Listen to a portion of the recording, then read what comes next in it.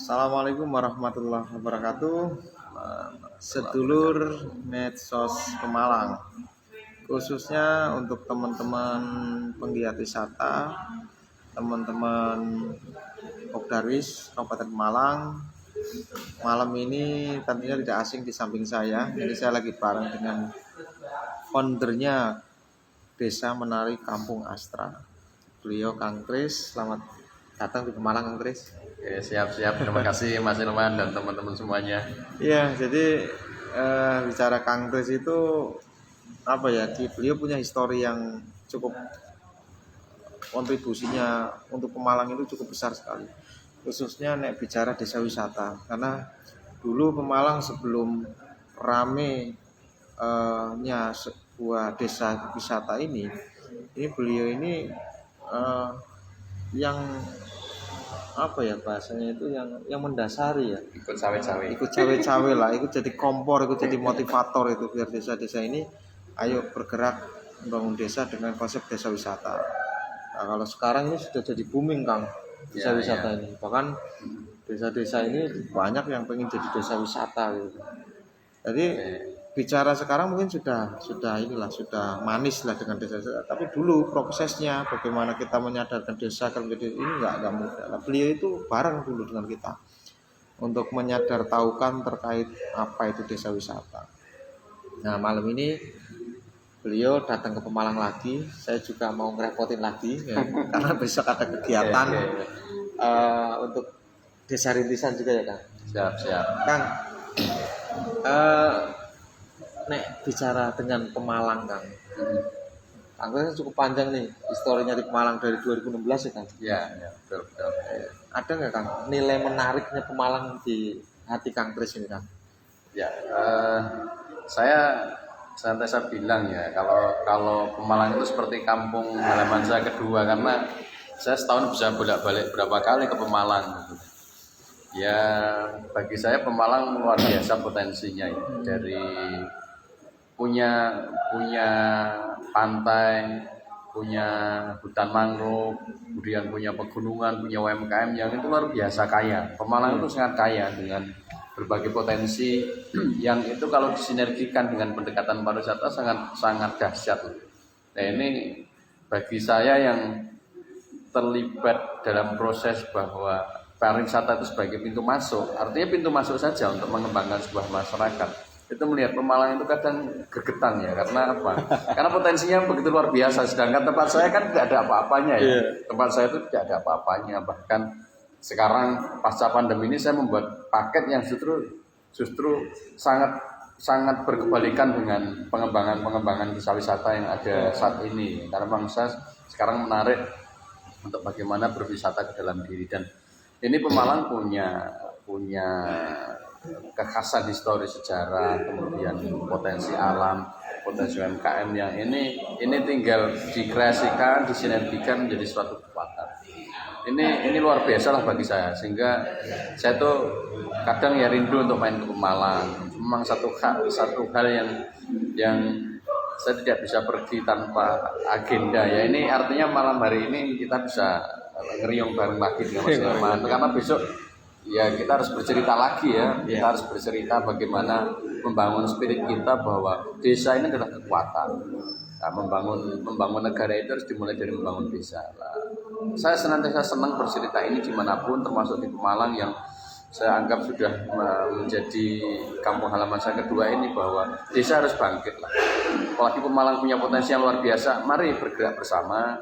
Yang terpenting adalah mindset kita benahi, bukan lagi tangan di atas, tapi bagaimana kita berkarya untuk menghasilkan karya terbaik untuk daerah kita masing-masing. Artinya tekankan bahwa tiap desa kita pasti punya kekhasan, punya ciri khas, punya pembeda. Dan yang terpenting lagi sebenarnya bukan masalah potensi pembedanya, tetapi mindset kita untuk berani melangkah. Karena kita punya pembeda tapi tidak berani melangkah, kemudian tidak berani mencoba, ya tidak ada artinya. Cakep banget tuh kata-kata Kang Kris ya. Artinya desa itu punya kekhasan, artinya setiap desa ini pasti punya kearifan lokal yang beda-beda. Jelas, ya. Yang itu kalau bareng-bareng bergerak untuk bangun itu mungkin tidak ada bahasa pesaing ya Kang. Betul, betul. Karena nilai khasnya beda-beda.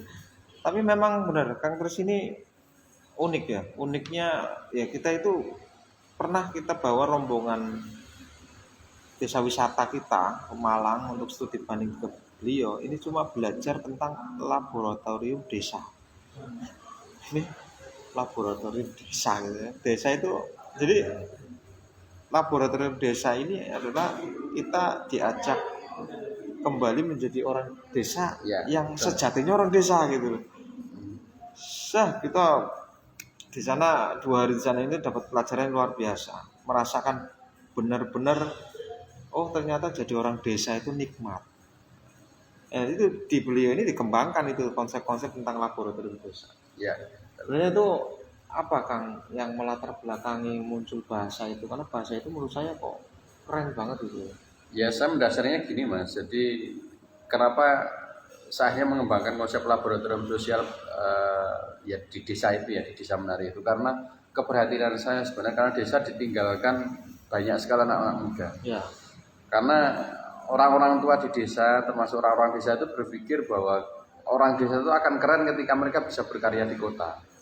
Nah ini logika ini harus kita balik lah kalau kita mau berbicara teori tentang desa mengepung kota, bahwa apalagi termasuk Indonesia. Indonesia ini kan kota ini kalau dalam tata administrasi kan hanya 500-an sekian, sedangkan desa dan wali negara itu ada 80.000 sekian. Iya. Artinya Indonesia itu desa.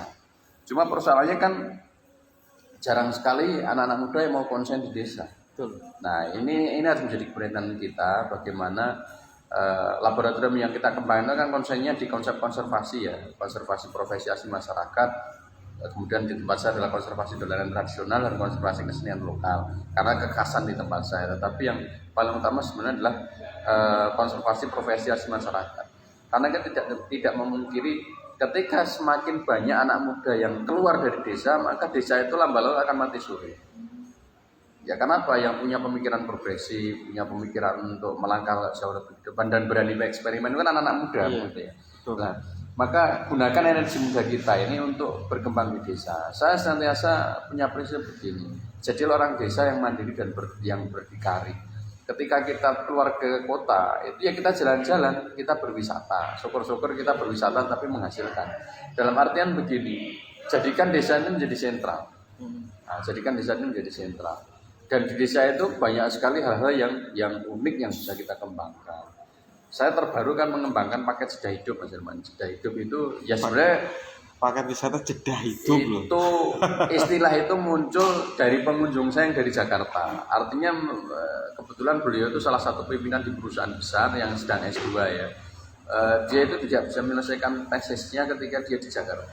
Ternyata di tempat kita hanya menikmati suasana desa, kemudian kita ajak ngobrol santai dan sebagainya. Beliau nyentuh, Mas, saya di sini bisa merasakan jeda hidup saya lah. Ternyata jeda hidup itu penting dan jeda hidup itu bisa dirasakan ketika di desa teman-teman semua. Nah ini yang harus teman-teman pikir bahwa desa itu punya keunikan sehingga kalau saya senantiasa bilang salah ketika teman-teman desa itu kemudian meniru desa yang lain karena desa punya kekuatan masing-masing. Tinggal kita bersinergi berkolaborasi, carilah titik pembedanya saja. Nah, Ya. bagi kita adalah bagaimana anak-anak muda ini betul-betul berani membuat desa kita dan kita menjadi sebuah proses laboratorium. Ya kenapa saya bilang laboratorium? Karena ini harapannya menjadi ya seperti laboratorium sosial, tempat kita berproses, berdinamika. Ya alhamdulillah sekarang prosesnya yang di laboratorium sosial di Desa Menari di KPA Tanon ini sudah muncul generasi ya, hal yang untuk pengembangan dan sebagainya sudah ditangani oleh teman-teman dan mereka sudah berani menjalin jejaring yang lebih luas, melebihi apa yang kita lakukan. Nah ini kan bagi saya bukan kemudian kemunduran ketika teman-teman yang dulu kita kader kita didik ini melompat lebih jauh, ini kan keberhasilan kita. Dan saya senantiasa mengusung konsep laboratorium sosial itu untuk bisa dibawa di desa-desa dimanapun. Karena saya sebagai orang desa meyakini bahwa desa ini sumber kekuatan dan ya sumber logistik kan di desa. Betul. Ya ini sayangnya kita anak-anak muda jarang sekali yang mau berkreasi di desa. Nah ini mari anak-anak muda, teman-teman muda berkreasilah di desa, jadikan desa kita menjadi kekuatan. Saya yakin kalau desa bangkit, negara juga kaget. Ya, jadi memang saya dulu pernah berwisata di Kangkris ini nggak hanya satu kali ya. Jadi saya datang ke desa menari, kita nggak lagi bayangin bahwa kita mau datang ke tempat wisata dengan fasilitas mewah, menikmati waterboom ataupun menikmati pemandangan alam yang indah. Tadinya kita berpikir seperti itu, tapi ketika kita masuk ke desa beliau, kita benar-benar kita di orang desa tapi diajari menjadi hidup menjadi orang desa yang sebenarnya. Dan 2 hari di situ jujur Kang, banyak teman-teman Pok dari Pemalang, Iya. penggiat wisata Pemalang itu merasa betah. Bahkan ngomong ke saya juga, saya kurang ini 2 hari Iya, iya. merasa Iya, betah di situ. Karena ya memang benar kita baru merasakan yang namanya hidup di desa yang sebenarnya itu saya masuk ke desa menari itu kan. iya, Nah, ini menariknya gini kan.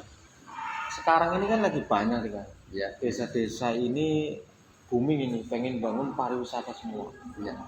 Desa-desa sudah mulai muncul bangun A, bangun B yang pengen dilirik sebagai desa yang punya potensi wisata. Iya.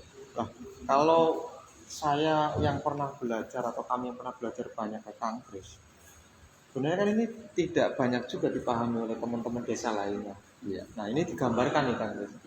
Nah, menurut Kangkris itu gambaran pariwisata desa secara utuhnya itu sebenarnya seperti apa? Apa mereka harus membangun yang wah dengan fasilitas mewah seperti itu atau ada gambaran yang lain gitu tentang pariwisata desa itu? Oke, jadi saya penganut mazhab baru Mas ya, mazhab pariwisata baru. Jadi saya meyakini sejak 2010 sampai ke belakang sampai sekarang itu konsep wisata itu sebenarnya mengalami perubahan, pergeseran. Kalau dulu ada trennya. ya, kalau dulu kan istilahnya si tourism, orang itu melihat. Tapi sebenarnya sekarang itu sudah bukan, karena seiring dengan kemampuan peningkatan intelektual masyarakat modern dan sebagainya itu, kalau hanya sekedar melihat itu akan cepat habis. Maka wisata itu sebenarnya ada namanya spiritual healing ya. Spiritual healing. Iya, berwisata itu sebenarnya yang dicari. Kenapa sih saya mau berwisata? Kenapa saya capek, saya lelah, saya pengen rekreasi. Ya. Sebenarnya kalau ditarik itu yang dicari adalah spiritual healingnya, proses penyembuhan spiritualnya. Iya ya. Nah, berwisata itu sebenarnya proses penyembuhan spiritual, tetapi kita itu masih terjebak bahwa wisata itu melihat ini, melihat itu. Maka berwisata yang menarik itu bagi saya adalah mengalami atau experience. Pengalaman. Pengalaman, Itu ya. nah pengalaman hidup. Nah, pengalaman hidup itu banyak bisa disajikan di desa. Kenapa kita harus berpikir membangun ini, membangun itu?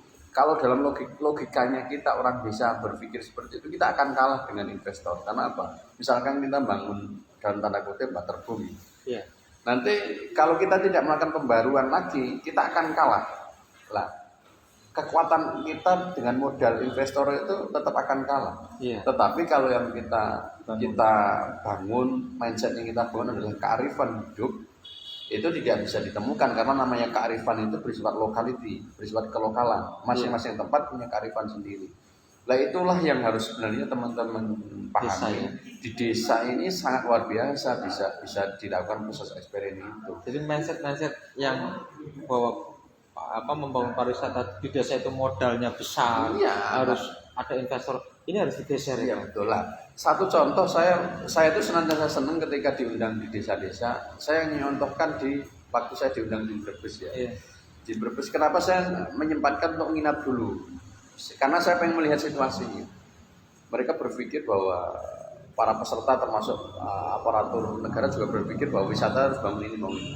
Ketika pagi-pagi bangun tidur kemudian habis sholat subuh kita jalan-jalan, ternyata banyak sekali orang yang mengembalakan kambing. Mereka tidak berpikir bahwa mengembalakan kambing ini sebuah edukasi dan wisata yang luar biasa. Ini kan kekhasan Mas. Kalau kita berbicara sejarah masa lalu, pemimpin ini pemimpin para nabi dan sebagainya mereka adalah para penggembala. Iya. Kenapa itu dia dijadikan paket? Maka Betul. saya nyeletuk. Nah, jadilah paket wisata menggembala kambing. Dan itu ternyata ada teman yang menangkap juga, ini menjadi sesuatu yang keren. Padahal mengembala kambing ya. Iya, menggembala kambing itu kan sebuah konsep leadership. Sama ketika teman-teman datang ke desa menari, misalkan outbound kita bukan kemudian yang modern. Outbound kita adalah dolanan-dolanan tradisional, misalkan gobak sodor, atau lele. Tapi bagaimana kita bisa membedah dolanan tradisional ini dalam konteks modern, dalam konteks manajemen. Itu ada konsumennya kan? Ada, kita misalkan kita pernah yang menggunakan perusahaan ya, ada perusahaan asuransi, itu ya pernah outboundnya outbound tradisional aja. Tapi kan kita bisa bedah, ini dari dolanan tradisional ini aspek manajemennya apa sih, aspek leadershipnya apa, relasi sosialnya apa. Lah, itu sebenarnya muncul dari kearifan-kearifan lokal kita. Maka saya senantiasa menyampaikan ke teman-teman bahwa membangun pariwisata itu berbasis sebenarnya melihatnya adalah ke diri kita, bahwa setiap orang itu butuh namanya rekreasi kejiwaan, yang namanya spiritual healing tadi. Nah itu di desa mas, Rekreasi, dapatnya, ya. rekreasi kejiwaan ya. Iya. Jiwa kita sudah berekreasi belum atau cuma Iya. fisik tok yang berekreasi? Kita kadang berkunjung, misalkan contoh, kita berkunjung, saya orang gunung ya, berkunjung ke pantai. Paling lepas pantai sudah kita keluar uang pas. Ketika pulang ya capek karena perjalanan dan sebagainya. Tapi kan kita tidak menemukan spirit apa yang kita temukan. Maka kenapa saya mengembangkan sekarang namanya paket wisata Jeda Hidup, berwisata ke dalam diri untuk menemukan pencerahan. Jadi berwisata itu ke dalam diri.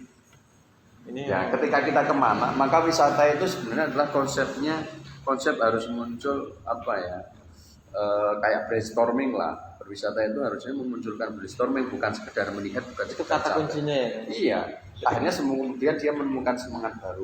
Jadi ketika saya berwisata ke sini itu harusnya muncul semangat baru, muncul inspirasi baru. Brainstorming itu ya. Iya. Berarti ini terbantahkan ini bahwa pariwisata itu desa harus membangun kolam renang. Ya meskipun itu nggak salah. Tidak salah. Tapi karena ada sesuai pilihan. konteks objek kekuatannya masing-masing. Iya, tapi ada ini hanya artinya apa, memberi pilihan saja bahwa desa yang minim anggaran itu sebenarnya bisa kalau memang dia punya nilai kearifan lokal yang kuat itu. Betul. Karena berwisata tadi yang boleh katakan yaitu apa kan, healingnya itu. Iya, spiritual healingnya. Spiritual healingnya itu. Kalau kita sudah bisa mengemas spiritual healing dari wisatawan yang datang, ya dia pastinya akan kembali lagi. Ini satu keren ini, satu yang keren. Artinya apa ya?